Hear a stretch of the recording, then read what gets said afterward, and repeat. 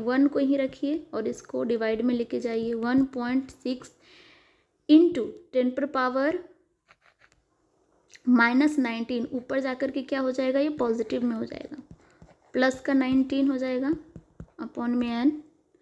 देखिए क्या करना है आपको, पॉइंट जब हटाएंगे तो यहाँ क्या हो जाएगा, 0 हो जाएगा, है ना, 10 हो जाएगा, हो जाएगा 5 दूनी 10 और 8 दूनी 16। यहाँ से एक 0 ले लेगा तो कितना हो जाएगा ये 50। 50 इंटू 10⁻18, 50 इंटू 10⁻18 डिवाइडेड बाई 8, तो ये हो जाएगा 8×48, है ना। 8 से डिवाइड कीजिए 50 को, 8×48 पॉइंट हो जाएगा 8 दूनी 16, क्योंकि 48, 50 में से 48 गए कितना बचेगा, 2 बचेगा, पॉइंट लगाएंगे तो 20 हो जाएगा, तो 8 दूनी 16, फिर 4 बचेगा तो 8, आपको कितना बचाएगा वहाँ पे, डिवाइड कर 8 डिवाइडेड बाई 50, यहाँ हो जाएगा 48, 2 पॉइंट लगाएंगे, 8×48 पॉइंट लगाएंगे, 20 हो गया, 8 दूनी 16, कितना बचा 4, और लास्ट में बचेगा 40, यानी कि 8×5 = 40। यानी कि आपका आंसर क्या आ गया, आपका आंसर आ गया 6.25 इंटू 10⁻18, 10⁻18 n इक्वल टू, यानी क्या है आपका नंबर ऑफ इलेक्ट्रॉन, n क्या है आपका इलेक्ट्रॉनों की संख्या, यानी कि 1 कूलम्ब चार्ज पे आपका 6, लगभग लिखा जाता है 6.18 इसलिए है क्योंकि वहाँ पे लगभग लगा है आपका, है ना, यहाँ पे क्या लगा है आपका लगभग, 1 कूलम्ब आवेश का 6 इंटू 10⁻18 इलेक्ट्रॉनों पर उपस्थित आवेश है। तो आप इस तरीके से भी निकाल सकते हो अगर निकालने को आया पेपर में तो। आई होप यहाँ तक समझ में आ गई होंगी आपको चीज़ें, इस तरीके से आप इसको निकाल कर सकते हैं। ये आ जाएगा 6 पॉइंट, क्या आ जाएगा आपका n इक्वल टू, यानी कि 1 कूलम्ब इक्वल टू, सी ले लीजिए, आपका क्या आ जाएगा 6, अप्रॉक्स में लिख सकते हैं आप 6 इंटू 10⁻18, या आप लिख सकते हैं 6.25 इंटू, इसको ऐसे लिखिएगा तो यहाँ लिखिएगा अप्रॉक्स में, लगभग,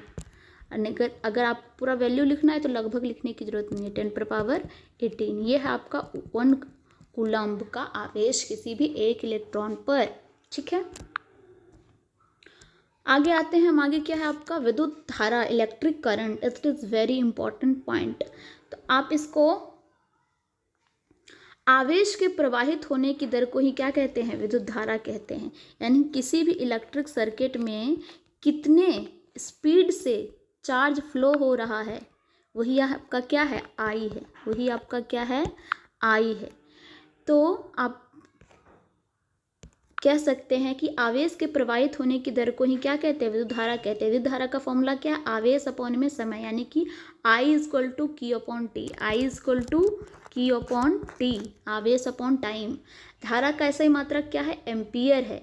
एम्पियर इसका SI मात्रक है, लेकिन इसको मापता कौन है, एमीटर। मापता कौन है, एमीटर इसका यंत्र है। और SI मात्रक क्या है, एम्पियर।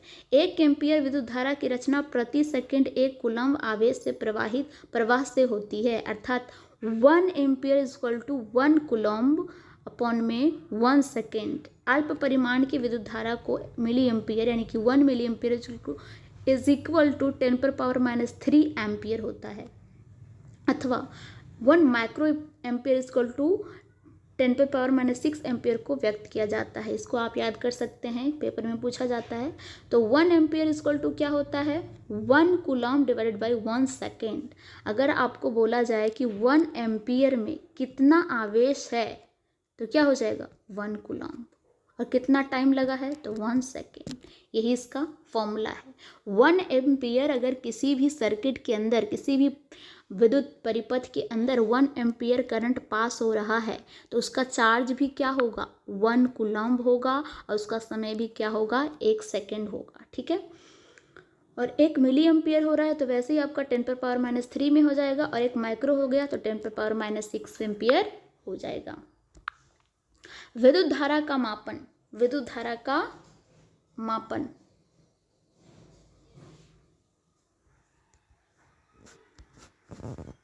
अभी मैंने बताया आपको विद्युत धारा को एमीटर द्वारा मापा जाता है। विद्युत धारा को किसके द्वारा मापा जाता है, एमीटर द्वारा मापा जाता है। एमीटर को किस तरीके से करते हैं, इसको मान लीजिए आपको ये कोई करंट पास हो रहा है तो आपका एमीटर कहाँ होगा, यहाँ। या पॉजिटिव हो गया, या नेगेटिव हो गया, पॉजिटिव हो गया या नेगेटिव हो गया। तो एमीटर, देखिए विद्युत धारा को एमीटर द्वारा मापा जाता है। ये आपका यंत्र हो गया, डिवाइस लगा दिया। एमीटर का प्रतिरोध कम होता है तथा हमेशा श्रेणी क्रम में जुड़ता है। ये इंपॉर्टेंट है। एमीटर का प्रतिरोध यानी कि यहाँ से कोई करंट पास होगा तो इसको ज़्यादा ये रोकेगा नहीं, वो आसानी से उसमें जा सकता है। तो इसका प्रतिरोध कम होता है तथा हमेशा श्रेणी क्रम में। श्रेणी क्रम यानी कि आपका सीरीज में जोड़ेगा। ये कैसा जोड़ेगा आपका एमीटर, सीरीज में। लेकिन अगर हम वोल्ट की बात करें, अगर आपको वोल्टेज मापना है तो वोल्ट मीटर हमेशा समांतर में जुड़ता है। आगे पढ़ेंगे हम। तो विद्युत धारा की दिशा इलेक्ट्रॉन के प्रवाहित होने की दिशा के विपरीत मानी जाती है। भी पता है मैंने, विद्युत धारा आपका ये जा रहा है तो आपके इलेक्ट्रॉन किधर जाएंगे, इधर। इलेक्ट्रॉन किधर जाएंगे, क्योंकि इलेक्ट्रॉन आपके नेगेटिव टू पॉजिटिव जाते हैं, इसलिए इलेक्ट्रॉन की दिशा हमेशा उल्टा रहेगा। क्योंकि जिस समय विद्युत की परिघटना का सर्वप्रथम परीक्षण किया गया था इलेक्ट्रॉनों के बारे में कोई जानकारी नहीं थी, अतः विद्युत धारा को धनावेशों का प्रवाह माना जाता है। विद्युत धारा क्या जाती है, धनावेश, यानी कि आपका धनावेश से ऋणावेश माना जाता है। और इलेक्ट्रॉन कैसे फ्लो करते हैं, क्योंकि वो खुद ऋणावेश है तो ऋणावेश से धनावेश की ओर जाएंगे, ऋणावेश से धनावेश की ओर जाएंगे। आई होप सो यहाँ से आपको क्लियरली चीज़ें समझ में आ गई होगी। आगे बढ़ते हैं।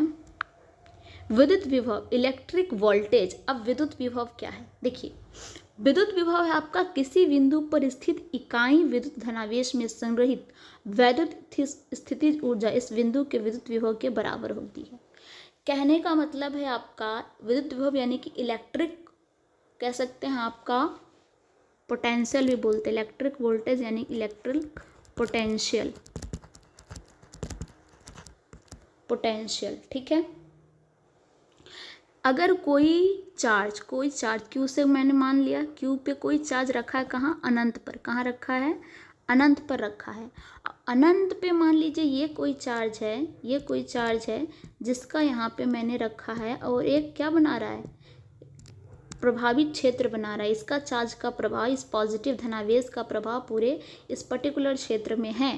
तो इस पॉइंट तक इस चार्ज को लाने में जितना कार्य किया जाएगा, इस अनंत चीज पे जो रखा है आपका आवेश, इस अनंत जगह पे जो आवेश रखा है Q नॉट, उसको हम इस पर्टिकुलर आवेश के तक पहुंचाने में जो भी ऊर्जा लगेगा वही आपका क्या है, विद्युत विभव है। वही आपका क्या है, विद्युत विभव है। विद्युत विभव है यानी कि आपका V है। क्या है आपका, V है। इसका ऐसा ही मात्रक क्या होता है आपका, बोल्ट होता है। इसको मापते किस में है, बोल्ट में मापते हैं। ठीक है, अब देखिए इसका ऐसा ही मात्रक क्या है आपका, बोल्ट है।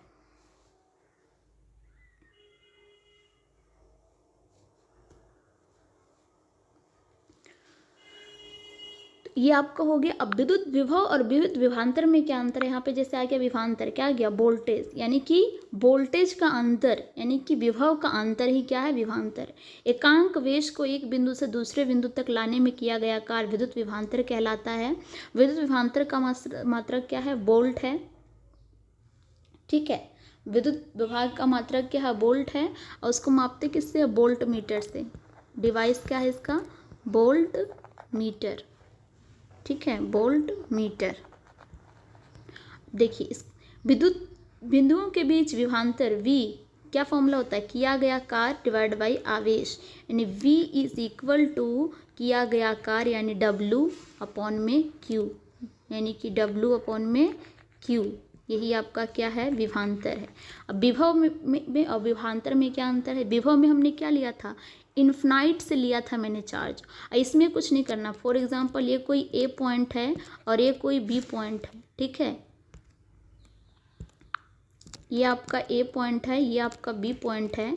तो यहाँ से A से लेकर के B पॉइंट तक जो चार्ज फ्लो हुआ है, जो आपका चार्ज फ्लो हुआ है Q, जो आपका चार्ज फ्लो हुआ है, तो इस दूरी को तय करने में जितना कार्य किया गया है वही हुआ आपका विभवांतर। वही आपका क्या हो गया, विभवांतर हो गया। सिंपल है। अगर हम इन्फिनाइट से बात करें, इन्फिनाइट से किसी पॉइंट तक ले जाना हमें, तो ये हो गया विभव अंतर। ठीक है, ये हो गया क्या आपका, वोल्टेज पोटेंशियल हो गया। लेकिन एक बिंदु से B बिंदु है, ये कोई ये बिंदु है, तो यहाँ में जितना हमें कार्य लगा, यहाँ आवेश को एक बिंदु से दूसरे बिंदु में ले जाने में जितना कार्य लगा वो हो गया आपका विभवांतर। वो क्या हो गया आपका, विभवांतर। विभवांतर का फॉर्मूला होता है W upon V, W upon क्या, W अपॉन आपका क्या हो जाएगा,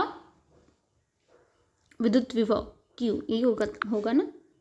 W अपॉन क्या हो जाएगा, W अपॉन Q, यानी किया गया कार्य डिवाइडेड बाई आवेश, आवेश, ये है आपका विभवांतर। ठीक है, एक और चीज़ है विभवांतर, यानी कि आपका जो विभवांतर का ऐसा ही मात्रक वो क्या है, बोल्ट। वो क्या है आपका, बोल्ट। और इसे मापते किस में है, इसकी जो डिवाइस है वो है आपका बोल्ट मीटर। जैसे एम्पियर क्या है, ऐसा ही मात्रक विद्युत धारा का है, उसको एमीटर मापता है, वैसे आपका बोल्ट आपका विभवांतर का ऐसा ही मात्रक है जिसे मापता है बोल्ट मीटर, बोल्ट मीटर। ठीक है, आई होप सब यहाँ तक समझ में। अब अंतर क्या है, देखिए इसमें इम्पॉर्टेंट एक अंतर है। अंतर क्या है, जो आपका एमीटर था, आपका जो एमीटर है वो हमेशा कैसा रहता है, सीरीज में ऐड होता है। कैसे में ऐड होता है, श्रेणी क्रम में, श्रेणी क्रम में ऐड होता है। A से B तक का अगर मुझे करंट मापना हो तो हम इसे किस में लगाएंगे, श्रेणी क्रम में। लेकिन अगर हमें A और B पॉइंट का वोल्टेज मापना हो तो वोल्ट मीटर हम कहाँ लगाते हैं, समांतर श्रेणी, समांतर में लगाते हैं। कैसे लगाते हैं, समांतर रहता है ये, इसका कैसे होता है, समांतर। तो ये इंपॉर्टेंट डिफरेंस है कि एमीटर हमेशा श्रेणी क्रम में रहेगा और आपका जो वोल्ट मीटर वो हमेशा समांतर क्रम में रहेगा, पैरेलल में रहेगा। कैसा रहेगा, पैरेलल। ये सीरीज में रहेगा और ये पैरेलल में रहेगा। आई होप सो आपको ये चीज़ें समझ में आ गई होगी। अब इम्पॉर्टेंट पॉइंट ये है आपका कि एक वोल्ट, एक बोल्ट कब कार्य किया जाता है? एक बोल्ट जब एक कूलम्ब आवेश को लाने के लिए 1 जूल कार्य होता है, उसे विभवांतर का 1 बोल्ट कहते हैं। कहने का मतलब है V इक्वल टू क्या है? W/C। तो हम इसको W का ऐसा ही मात्रक क्या है? जूल है। तो 1 जूल अगर कार्य करेगा तो आपका यहाँ क्या था? Q था। 1 कूलम्ब नीचे कार्य होगा और 1 बोल्ट यहाँ पे। 1 बोल्ट कब कहलाएगा? जब 1 जूल कार्य होगा और 1 कूलम्ब, यानी कि 1 कूलम्ब आवेश को कह सकते हैं आप 1 जूल कार्य करने के लिए 1 कूलम्ब और 1 बोल्ट की आवश्यकता होगी, ये कह सकते हो आप। ठीक है, तो आप 1 बोल्ट इक्वल टू क्या लिख सकते हैं? 1 जूल कूलम्ब इनवर्स भी लिख सकते हैं। ये आपका है पॉइंट। अब आते हैं बोल्ट मीटर। बोल्ट मीटर क्या है? एक डिवाइस है जो क्या करता है? विभवांतर को मापने की युक्ति को बोल्ट मीटर कहते हैं। इसका प्रतिरोध ज़्यादा होता है, इसलिए हमेशा किस में यूज होता है? पार्श्व क्रम में जुड़ता है। ये हमेशा समांतर में जुड़ता है। इसका बोल्ट मीटर हमेशा क्या होता है? ज़्यादा। इसका प्रतिरोध यानी कि रेजिस्टेंस ज़्यादा होता है। इसको इसलिए दूर भेजते हैं, इधर जोड़ देते हैं ताकि करंट को पास होने में कोई रोड़ा प्रदान ना हो, रास्ते में कोई रुकावट प्रदान ना हो, इसलिए इसको इधर जोड़ देते हैं, इस ओर जोड़ देते हैं वोल्ट मीटर को। ठीक है, ताकि आसानी से करंट पास थ्रू हो जाए। ये इंपॉर्टेंट पॉइंट है। सेल, अगर हम सेल की बात करें तो सेल क्या है आपका? सिंपल आपका ये जो आपका किसी भी सर्किट को बनाने में जो यूज होता है, यही आपका क्या है? सेल है। यही आपका क्या है? ये पॉजिटिव हो गया, नेगेटिव, तो ये जो पार्ट है आपका यही क्या है? सेल है। यही आपका सेल है।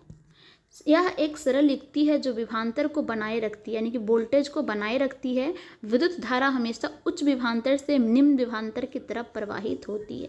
अगर हम बात करें कि विद्युत धारा एक जगह से दूसरी जगह, यानी कि इस सर्किट से इस पूरे सर्किट में कैसे घूमती है, क्यों घूमती है, तो वो होता है आपका विभवांतर का अंतर। जितना वोल्टेज का अंतर होगा उतना ही आपका करंट ज़्यादा फास्ट कह सकते हो कि तेज़ी से पास आउट होगा सर्किट में। कहने का मतलब है अगर आपका वोल्टेज ज़्यादा होगा यानी कि मान लीजिए 5 वोल्ट है और एक है 10 वोल्ट, एक क्या है आपका 10 वोल्ट, तो किस में करंट ज़्यादा होगा? 10 वोल्ट वाले में। तो जिसमें आपका वोल्टेज विभवांतर ज़्यादा होगा, करंट उसी में ज़्यादा पास आउट होगा। ये है आपका विद्युत हमेशा उच्च विभवांतर से निम्न विभवांतर की तरफ प्रवाहित होता है, यानी कि पॉजिटिव टू किधर जाता है? नेगेटिव। किधर जाता है? Positive to negative. Negative to positive कभी भी नहीं जाता है। ओम का नियम, Ohm's law, very important point है इसमें, वेरी वेरी इंपॉर्टेंट, VVI जिसे आप लोग बोलते हैं, इसको अच्छे से समझिएगा। देखिए कुछ नहीं है, किसी विद्युत परिपथ में धातु के तार के 2 सिरों के बीच विभवांतर उसमें प्रवाहित होने वाली विद्युत धारा के समानुपाती होता है। कैसा होता है?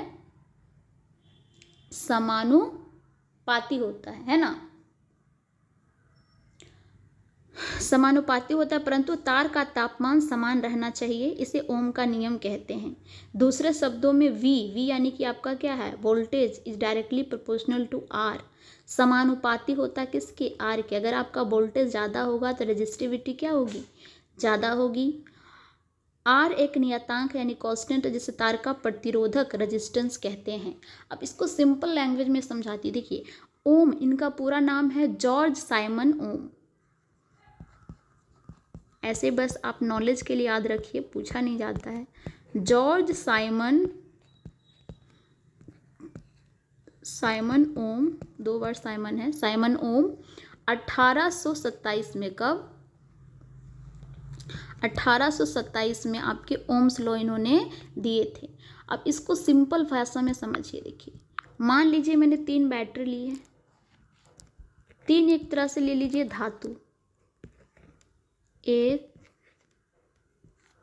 2 और 1 3, ये 3 धातु मैंने कॉपर का ले लीजिए, तीनों मान लीजिए एक ही धातु है, सेम लंबाई है, सेम मोटाई है, इसका लंबाई भी क्या है? सेम है, L इसका सेम है और मोटाई भी क्या है? सेम है। अगर मैं इसके नीचे सेल लगाऊं मान लीजिए इसमें मैंने वोल्टेज दिया 5, इसको मैंने कर दिया 10, इसे कर दिया मैंने 15 वोल्ट इसमें पास हो रहा है। ठीक है, अब मुझे ये बताइए कि इन तीनों में से सबसे ज़्यादा करंट किस में पास होगा। सिंपल है, जहाँ ज़्यादा वोल्टेज है वहाँ पे ज़्यादा करंट भी पास होगा, यानी कि I is directly proportional to क्या, V, है ना। जिसमें ज़्यादा वोल्टेज है उसमें आपका ज़्यादा करंट, ज़्यादा वोल्टेज है तो ज़्यादा करंट होगा, है ना। V is directly proportional to I, क्या हो जाएगा आपका, V किसका है, V क्या है आपका, V समानुपाती है किसके, I के। ज़्यादा वोल्टेज ज़्यादा विभवांतर तो ज़्यादा विद्युत धारा, है ना, ये कहता है। तो यही कहता है आपका ओम का नियम। ओम का नियम क्या कहता है कि विद्युत परिपथ में धातु के तार दो सिरों के बीच विभवांतर उसमें प्रवाहित होने वाले विद्युत धारा के समानुपाती होता है, यानी कि B किसके समानुपाती होता है, I के, विद्युत धारा के, है ना।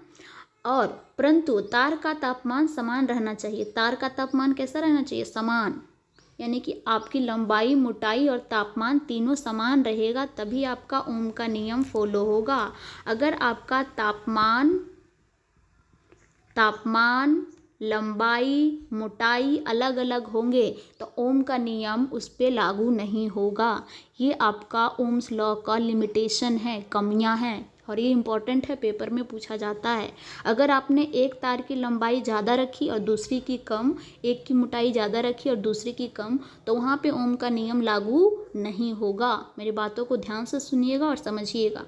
तो बी आपका तभी इक्वल होगा I के जब तक उसमें जो भी लंबाई है, मोटाई है और तापमान है कैसा रहना चाहिए, समान रहना चाहिए। तो ये जब समानुपाती का साइन है, यानी कि B समानुपाती है I के और V समानुपाती किसके, R के। वोल्टेज ज़्यादा होगा तो प्रतिरोध भी क्या होगी, ज़्यादा होगी, प्रतिरोध भी। यानी कि आप मान लीजिए कोई चीज़ स्पीड में, कोई कार जा रही है तो वहाँ पे स्पीड ब्रेकर वगैरह या कुछ भी रास्ते में पड़ेगा तो उसको क्या होगा, इन चीज़ों को ज़्यादा सामना करें। मान लीजिए आप एक सीधी रोड पे जा रहे हैं और पूरा कोई वहाँ पे रुकावट नहीं है तो आराम से पार कर पा जाएंगे।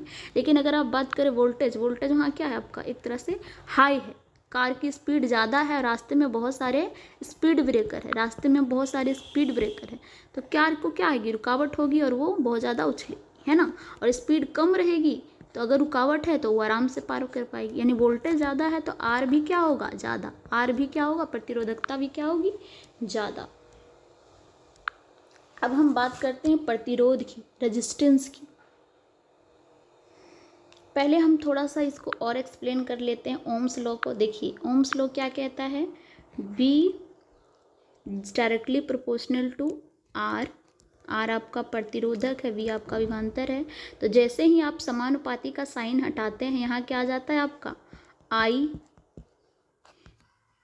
इससे और फॉर्मूला बना सकते हैं, V/I इज इक्वल टू क्या हो जाएगा, R। इसमें बहुत सारे न्यूमेरिकल्स है तो मैं आपको न्यूमेरिकल्स भी करवाऊंगी, ठीक है।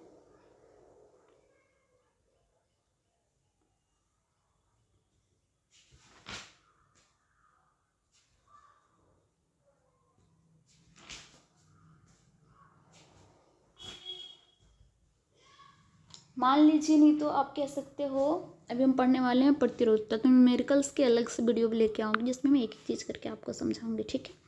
तो आई होप सो आपका ये ओम्स का नियम है। ओम्स नियम का कमियां क्या है कि अगर आप कोई भी धातु ले रहे हैं तो उसकी तापमान, दाब और क्षेत्रफल अलग अलग हुए तो आपके ओम का नियम काम वहाँ पे नहीं करेगा, ओम का नियम वहाँ पे काम नहीं करेगा, ये उसकी कमियां हैं।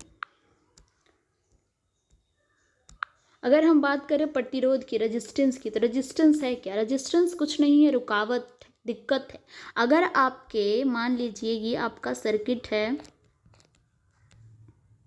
ये पॉजिटिव ये नेगेटिव हो गया, यहाँ से करंट पास करा तो यहाँ पे कोई रुकावट नहीं है, आराम से करंट आ रही है जा रही है, आ रही है जा रही है, और बीच में मैंने इसको इस तरीके से रोड़ा लगा दिया। ये क्या है? यही आपका प्रतिरोध है, यही क्या है? आपका प्रतिरोध है। और जैसे ही अगर हम बात करें ओम्स लॉ की, ओम्स लॉ की अगर हम बात करें तो ओम्स लॉ क्या कहता है आपका कि V is directly proportional to I, यानी कि V किसके समानुपाती है? V किसके समानुपाती है? R के। लेकिन आपका I व्युत्क्रमानुपाती है। I क्या है? R के व्युत्क्रमानुपाती, यानी कि विद्युत धारा ज़्यादा होगा तो प्रतिरोधकता कम होगी, और प्रतिरोधकता ज़्यादा होगी तो विद्युत धारा क्या होगी? कम। इसके व्युत्क्रमानुपाती है, यही आपका ओम्स लॉ। अगर हम बात करते हैं प्रतिरोध की, रेजिस्टेंस की, तो यह चालक का वह गुण है जिसके कारण वह प्रवाहित होने वाली धारा का प्रतिरोध या विरोध करता है, प्रतिरोध का ऐसा ही मात्रक ओम है। प्रतिरोध का ऐसा ही मात्रक क्या है?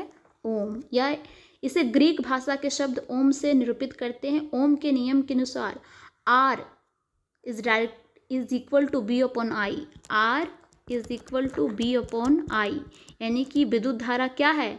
R यानी प्रतिरोधक की क्या है? व्युत्क्रमानुपाती है। अगर आपका R ज़्यादा होगा तो I कम, यानी कि प्रतिरोध ज़्यादा होगा। प्रतिरोध यानी कि मैंने एक यहाँ रेजिस्टेंस लगा दिया, एक यहाँ रेजिस्टेंस लगा दिया, एक यहाँ लगा दिया, तो करंट कम फ्लो होगा ना इसमें। लेकिन अगर मैंने इन सबको हटा करके सिंपल से एक लगाया तो बैटरी में क्या होगी? आपकी जो सर्किट होगी उसमें करंट अच्छे से आराम से फॉलो होगा। अगर उसे भी हटा दिया तो और आराम से होगा। तो यही आपका 1 ohm is equal to 1 volt upon में 1 एम्पियर। ये कैसे आया? R इज इक्वल टू क्या है हमारा? R is equal to B upon में I, और V यानी वोल्ट, इसे 1 वोल्ट से मापते हैं, यानी वोल्ट है इसका ऐसा ही मात्रक 1 वोल्ट। अगर आपका 1 ओम किसी चीज़ में, किसी सर्किट में आपका 1 ओम प्रतिरोधक है तो आपका वोल्ट यानी वोल्टेज भी 1 होगा, और आपका करंट भी क्या होगा? 1 एम्पियर। सिंपल इसका ऐसा ही मात्रक लिख दिया गया है। प्रतिरोधक का ऐसा ही मात्रक ओम होता है, वोल्टेज का वोल्ट होता है, और विद्युत धारा का क्या होता है? एम्पियर।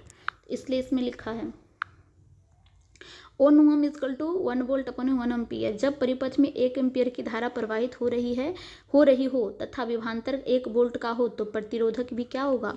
1 ओम कहलाता है। ये डेफिनेशन पेपर में पूछा जाता है, इंपॉर्टेंट है। अगर हम बात करें प्रतिवर्ती प्रतिरोध, रिफ्लेक्स रेजिस्टेंस, ये क्या होता है? स्रोत की वोल्टता में बिना कोई परिवर्तन किए परिपथ की विद्युत धारा को नियंत्रित करने के लिए उपयोग किए जाने वाले अवयव को प्रतिवर्ती प्रतिरोध कहते हैं। यानी कि वोल्टेज की जो आपका है वो सेम है, लेकिन प्रतिरोधकता को अगर हम कम करने के लिए कोई चीज़ें लगाएं तो वही क्या है? आपका रिफ्लेक्स रेजिस्टेंस है। वही क्या आपका है? प्रतिवर्ती प्रतिरोध है। धारा नियंत्रक, करंट कंट्रोल, इसको भी करंट को कंट्रोल में लाने के लिए यूज किया जाता है। परिपथ में प्रतिरोध को प्रवर्तित करने के लिए जिस युक्ति का उपयोग किया जाता है उसे धारा नियंत्रक कहते हैं। वे कारक जिन पर एक चालक का प्रतिरोध निर्भर करता है, ये इंपॉर्टेंट है, पेपर में हमेशा पूछा जाता है। लास्ट जो आपका सेकेंड टर्म का प्री बोर्ड का जो पेपर हुआ था उसमें भी आया था। तो चालक की लंबाई के समानुपाती होता है, यानी कि आपका L ज़्यादा होगा तो आपकी प्रतिरोध R भी क्या होगी? ज़्यादा। अभी हम पढ़ेंगे इसका नियम। अनुप्रस्थ काट के क्षेत्रफल के व्युत्क्रमानुपाती होता है, यानी कि आपका एरिया के क्या होता है? व्युत्क्रमानुपाती।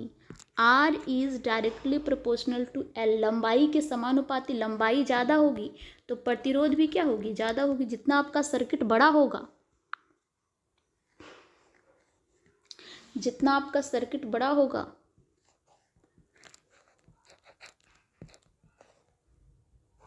जितना आपका सर्किट बड़ा होगा, लंबा होगा, उतना ही हम उसमें ज़्यादा प्रतिरोध R लगा सकते हैं, यही है। लेकिन अगर आपका सर्किट मोटा है, अगर आपका सर्किट कैसा है? मोटा है, तो उसकी प्रतिरोधकता वो कम हो जाएगी। इसकी प्रतिरोधकता क्या हो जाएगी? कम हो जाएगी, और आपका जो प्रतिरोधकता है कम होगा तो I क्या होगा? बढ़ जाएगा। विद्युत धारा क्या होगा? बढ़ जाएगा। ये है आपका ये वाला पार्ट।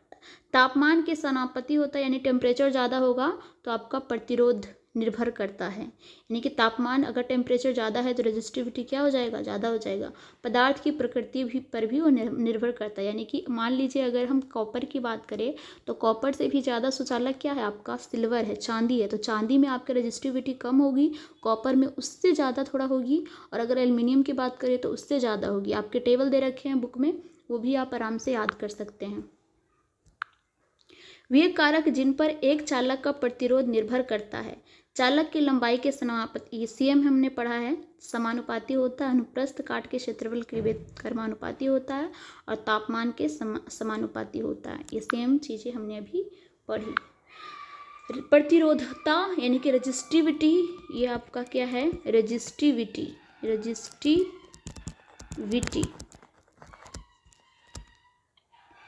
अब रेजिस्टिविटी क्या होता है, 1 मीटर भुजा वाले घन के विपरीत फलकों में से धारा गुजरने पर जो प्रतिरोध उत्पन्न होता है वह प्रतिरोधकता कहलाता है। जो प्रतिरोध उत्पन्न होता है वही क्या कहलाता है आपका, प्रतिरोधकता। रेजिस्टिविटी का ऐसा ही मात्रक क्या है, ओम मीटर। अगर हम रेजिस्टेंस, प्रतिरोधक की बात करें, उसका ऐसा ही मात्रक क्या है, तो ओम है। लेकिन प्रतिरोधकता की बात करें तो क्या हो गया, ओम मीटर। यानी कि पूरे, ये मान लीजिए सर्किट है आपका, तो मैंने यहाँ प्रतिरोध लगा दिया, यहाँ प्रतिरोध लगा दिया, यहाँ लगा दिया और यहाँ लगा दिया। ये सीरीज में हो गया, श्रेणी क्रम में हो गया आपका। तो मान लीजिए ये हो गया आपका R1, R2, R3 और ये हो गया R4। तो ये सब क्या प्रतिरोध है, ये सब क्या है आपके प्रतिरोध है। अलग अलग जो हो क्या हो गया, प्रतिरोध। इसका जो ऐसा ही मात्रक हो क्या है, ओम है। लेकिन मैं मान लूँ कि इन सब को R एक बड़े रूप में ले लूँ, R = R1 plus R2 plus R3 plus R4। तो ये जो बड़ा वाला है, इन सबको इकट्ठे जब मापते हैं तो इसी को बोलते हैं प्रतिरोधकता, रेजिस्टिविटी। तो इसका जो ऐसा ही मात्रक है क्या हो जाता है, ओम मीटर। प्रतिरोधकता चालक की लंबाई व अनुप्रस्थ काट के क्षेत्रफल के साथ नहीं बदलती, परंतु तापमान के साथ परिवर्तित होती है। जैसे रेजिस्टिव, जो आपको प्रतिरोधक है, क्षेत्रफल और अनुप्रस्थ काट के बदलते हैं तो वो भी बदलती है, लेकिन प्रतिरोधकता आपकी नहीं बदलती, वो सिर्फ टेम्परेचर पर डिपेंड करता है। धातुओं एवं मिश्र धातुओं को प्रतिरोधकता परिसर 10⁻⁸ to 10⁻⁶ मोम मीटर है। ये पेपर में पूछा जाता है, याद रखिएगा ये वैल्यू। मिश्र धातुओं की प्रतिरोधकता उनकी अवयवी धातुओं से अपेक्षाकृत अधिक होती है। यानी कि मिश्र धातु जो होते हैं, मान लीजिए कॉपर और जिंक को अगर हम मिलाएं तो क्या बनता है आपका, पीतल बनता है। तो उसकी प्रतिरोधकता उनकी अवयवी धातु, अवयवी यानी कि जो अलग अलग धातु है, उससे अधिक होती है। मिश्र धातुओं का उच्च तापमान पर शीघ्र ही उपचयन दहन नहीं होता, अतः इनका उपयोग तापन युक्तियों में होता है। तांबा एवं एल्युमिनियम का उपयोग विद्युत संचरण के लिए किया जाता है, क्योंकि उनकी प्रतिरोधकता कम है। प्रतिरोधकता सबसे कम है आपकी चांदी की, फिर है आपकी तांबा की, फिर आपके एल्युमिनियम। तो चांदी महंगी होती है इसलिए वो उसे यूज नहीं किया जाता। तांबा और एल्युमिनियम उसके बाद कम प्रतिरोधकता उसमें होते हैं और सस्ती भी होती है, इसलिए उसे यूज किया जाता है। अब इम्पॉर्टेंट पार्ट हम पढ़ने वाले हैं इस चैप्टर के, बहुत ही very very VVI important part, जो है आपका प्रतिरोधकों का श्रेणी क्रम संयोजन, यानी कि सीरीज कॉम्बिनेशन। इसे क्या बोलते हैं, सीरीज कॉम्बिनेशन। श्रेणी क्रम संयोजन यानी कि सीरीज कॉम्बिनेशन, इन्हें इंग्लिश में बोला जाता है सीरीज यानी लाइन में, कॉम्बिनेशन।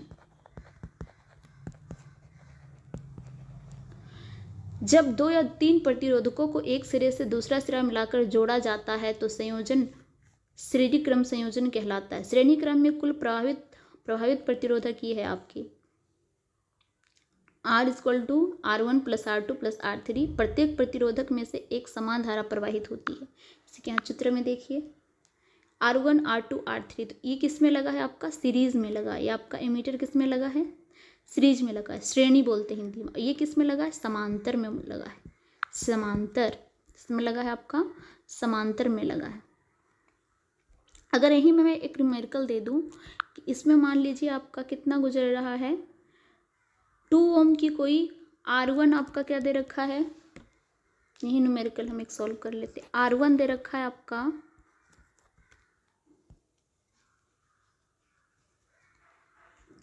R1 दे रखा है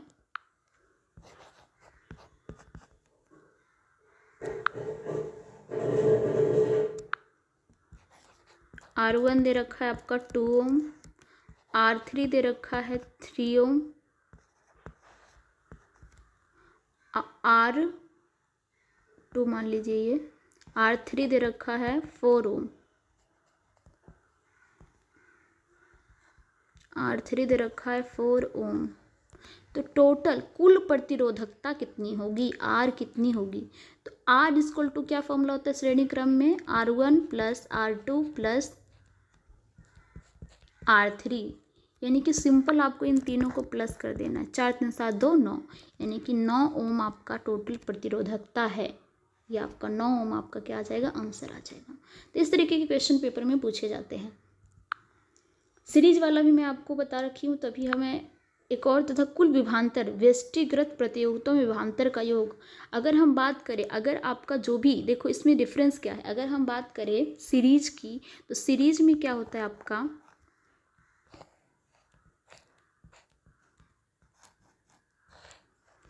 करंट आपका समान होता है।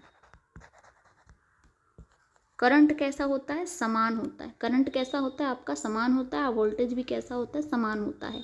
ये है आपका श्रेणी कॉम्बिनेशन की, सीरीज कॉम्बिनेशन की कह सकते हैं खासियत। आपका वोल्टेज भी कैसा होता है, समान, V equal to V1 plus V2 plus V3। तो आप कह सकते हैं V इक्वल टू क्या होता है, IR होता है, V1 इक्वल टू, और V2 इक्वल टू क्या होता है, IR2, V3 इक्वल टू क्या होगा, R3। यानी कि इस फॉर्मूले को कैसे निकाला गया उसके तरीके से भी आप समझ सकते हैं। मान लीजिए हमने ऐसे लिया, V इक्वल टू क्या पढ़ा है हमने, IR, ठीक है। अब हमें क्या निकालना है, V1 इक्वल टू क्या होगा, I1 और R1, V2 इक्वल टू क्या होगा, I2 और R2, और V3 इक्वल टू क्या होगा, I3 और R3। तो क्या हो जाएगा, V is equal to I1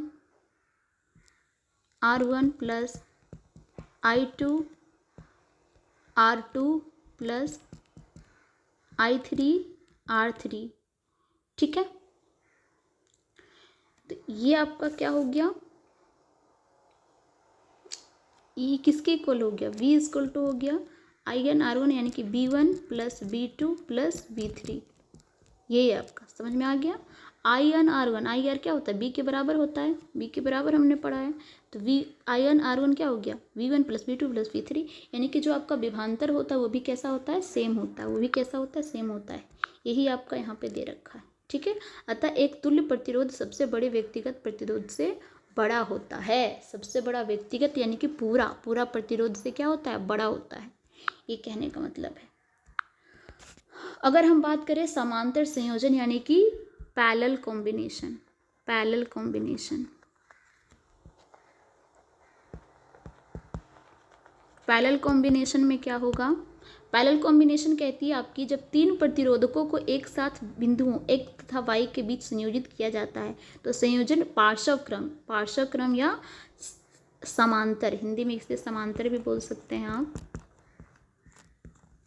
समांतर संयोजन कहलाता है, यानी कि पैरेलल कॉम्बिनेशन।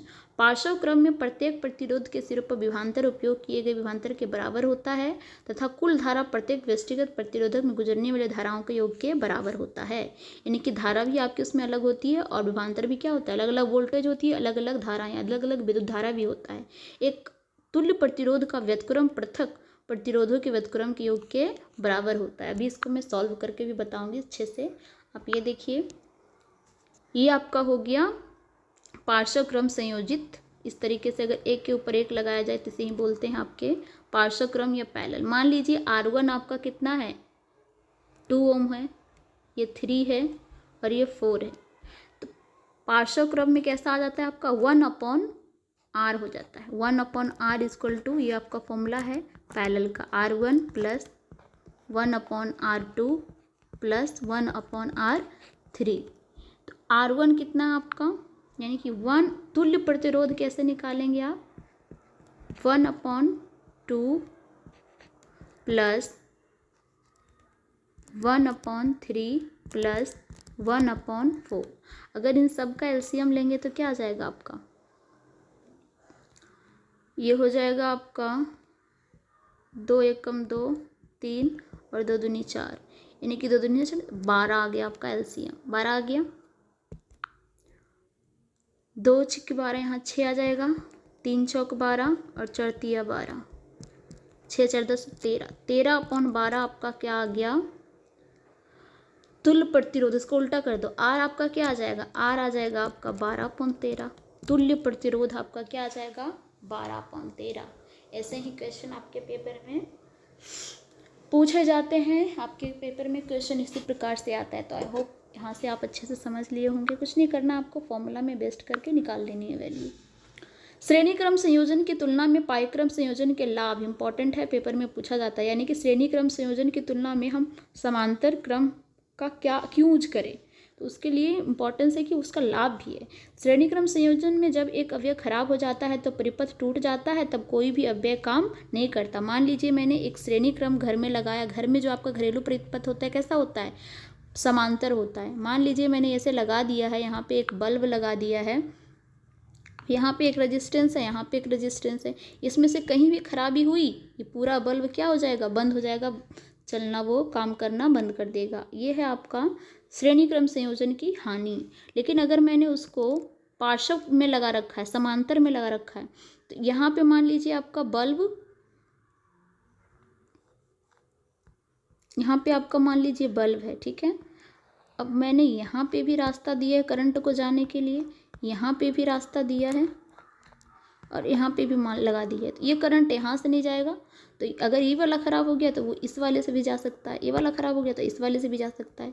तो इस तरीके से उसके पास जाने के लिए बहुत 3-4 रास्ता है, 3-4 रास्ता है, वो तो कहीं से भी वो काम चला सकता है। अगर आपके घर जाने के लिए 4 रास्ते हो तो अगर एक रास्ता ख़राब पड़ा है तो दूसरे तीसरे रास्ते का आप यूज कर सकते हैं।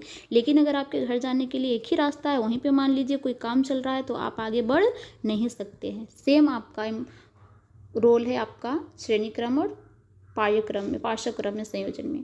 तो अलग अलग अवयवों में अलग अलग धारा की जरूरत होती है। यह गुण श्रेणी क्रम में उपयुक्त नहीं होता है, क्योंकि श्रेणी क्रम में धारा एक जैसी रहती है, अभी बताया मैंने। पार्श्व क्रम संयोजन में प्रतिरोध कम होता है, इसमें प्रतिरोध भी क्या होता है, कम होता है, लेकिन श्रेणी क्रम में प्रतिरोध ज़्यादा होता है। विद्युत धारा का तापीय प्रभाव। तापीय यानी कि अभी हमने पढ़ा है कि टेम्परेचर बढ़ाएंगे तो आपका जो रेजिस्टिविटी है वो क्या होगा, वो भी आपका क्या होगा, बढ़ेगा। यदि एक विद्युत परिपथ विशुद्ध रूप से प्रतिरोधक है तो स्रोत की ऊर्जा पूर्ण रूप से ऊष्मा के रूप में क्षत होती है। इसे विद्युत धारा का तापीय प्रभाव कहते हैं। कहने मतलब है, अगर आपका ऊर्जा ऊष्मीय ऊर्जा H आपका क्या है, यहाँ पे हीट है, H आपका क्या है, हीट। ऊर्जा इक्वल टू क्या होता है, शक्ति, कौन, शक्ति गुने समय। शक्ति क्या है, पावर है, उसका P ले लिया और समय का T ले लिया। P आपका क्या है, शक्ति आपका क्या है, V इंटू T है ना, V इंटू, देखिए P क्या है आपका, शक्ति जो आपका है क्या है, V/B into I into T है, ये है आपका शक्ति।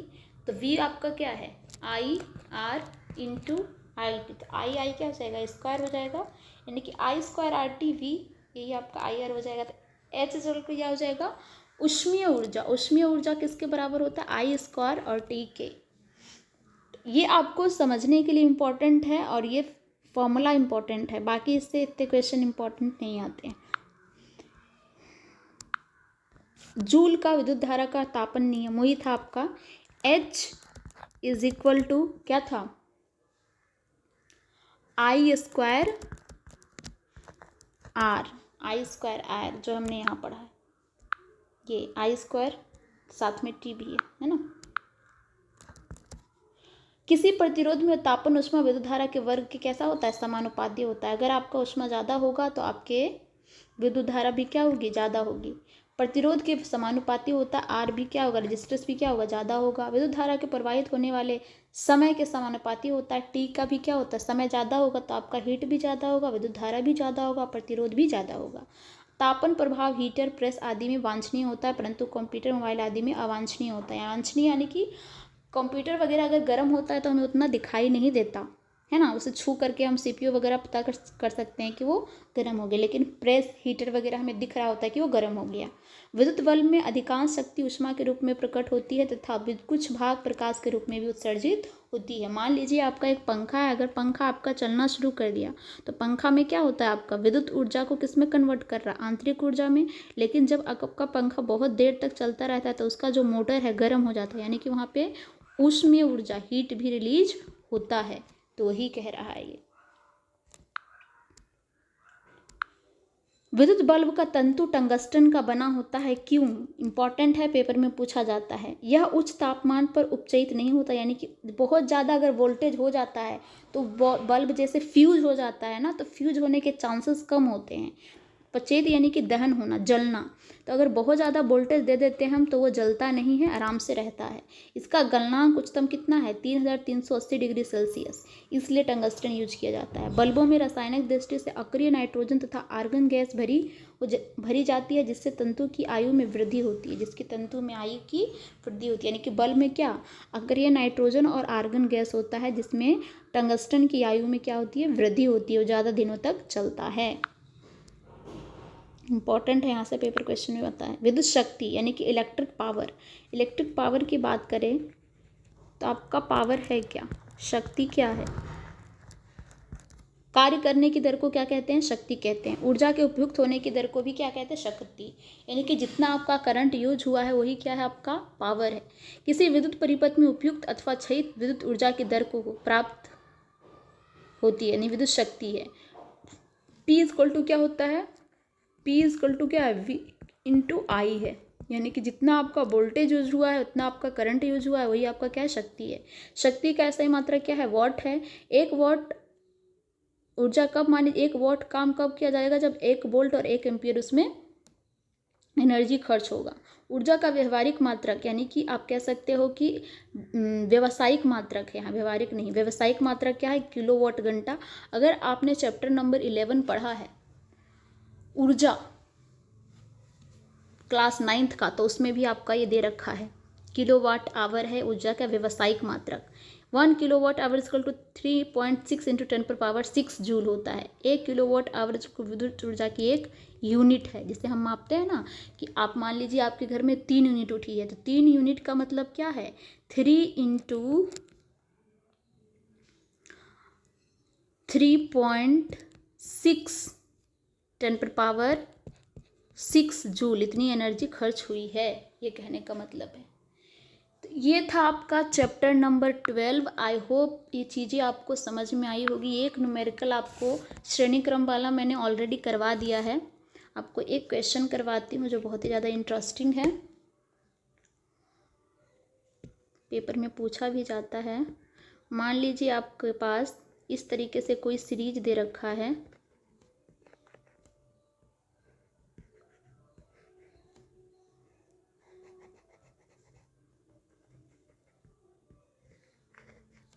ये आपका कैसा हो गया, समांतर हो गया, ये श्रेणीबद्ध हो गया, और यहाँ भी आपका समांतर में दे रखा है।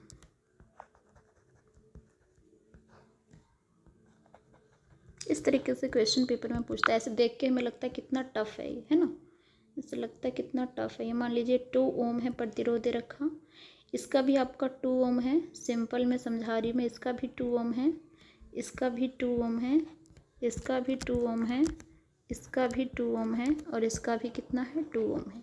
अब इसमें से हम निकालना है तुल्य प्रतिरोध। तुल्य प्रतिरोध यानी कि हमें निकालना है आर। हमें क्या निकालना है, आर निकालना है। तो कैसे निकालेंगे, सिंपल है।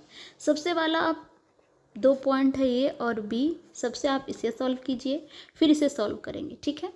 तो पहले हम क्या करेंगे, ये क्या है आपका समांतर में, तो यानी कि 1/r इक्वल टू, ये आपका R1 हो गया, ये R2 और ये R3। तो R1 कितना है, 2 + 2 + 2, 1/ में है सभी, किस में है, 1/ में, ओम साथ में है, ठीक है। 2 कैल्शियम क्या आ जाएगा, 2, यहाँ आ जाएगा 3, यानी कि ये क्या आ गया, 3/2, 3/2 आ गया। यानी कि तुल्य प्रतिरोध, यानी कि आर हमारा क्या आएगा इसमें, आर आ जाएगा हमारा 2/3 ओम। ये क्या आ गया, टोटल आर हमारा 2/3 ओम। सेम वैल्यू यहाँ है तो वहाँ भी आर क्या आ जाएगा आपका 2/3 ओम। और ये आपका क्या हो गया, एक और आर, यानी कि ये हो गया R1, ये हो गया R2 और ये क्या हो गया R3। अब हम सिंपल श्रेणी में निकाल लेंगे। तुल्य प्रतिरोध R इक्वल टू क्या होता है, R इक्वल टू होता है आपका R1 plus R2 plus R3, यानी कि R1 की वैल्यू कितनी आई थी 2/3 प्लस इसकी वैल्यू कितनी है 2, इसकी वैल्यू कितनी थी 2/3। 3 का एलसीएम क्या आ जाएगा आपका 3 आ जाएगा, 2 ये क्या आ जाएगा 3 2 जा 6 आ जाएगा, और ये कितना आ जाएगा 2 आ जाएगा, यानी 6 2 8 और 2 10, यानी कि इसका कितना आ गया आपके R की वैल्यू 10/3। R की वैल्यू कितनी आ गई 10/3। 6 2 8 2 10, सिंपल है, ये आपका आंसर आ गया, आपका तुल्य प्रतिरोध आ गया। तो ये देखने में कॉम्प्लेक्स लग रहा है स्ट्रक्चर, लेकिन आप अच्छे से कॉन्सेप्ट को समझ के करेंगे तो ये चीज़ें आपके लिए क्या हो जाएगी, आसान हो जाएगी। और बहुत सारे न्यूमेरिकल्स मैं आपके लिए इस चैप्टर से लेके आऊँगी जो पेपर के कह सकते हैं कि मायने में बहुत ज़्यादा इम्पॉर्टेंट होगा। तो आई होप सो ये चैप्टर आपको अच्छे से समझ में आया होगा। अगर कोई डाउट है तो आप पूछ सकते हैं कमेंट करके। Thank you so much for watching the video and have a nice day. Thank you.